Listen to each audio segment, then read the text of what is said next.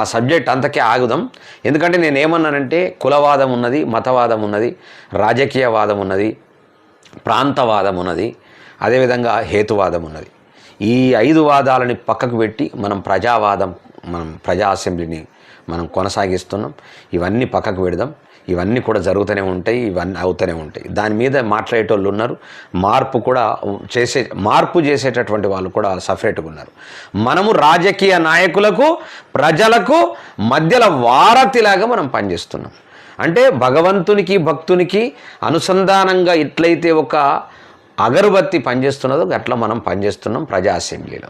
దయచేసి మీరందరూ కూడా ప్రజలకు సమస్యలు ఎక్కడ ఉన్నాయి ఆ సమస్యల్ని వెలికి తీసేటటువంటి మార్గం, ఆ ప్రజల సమస్యల్ని ప్రభుత్వాలకు చెప్పే మార్గం, ప్రభుత్వాలని అవసరం వస్తే గల్లబట్టి చింత బరిగెలతోని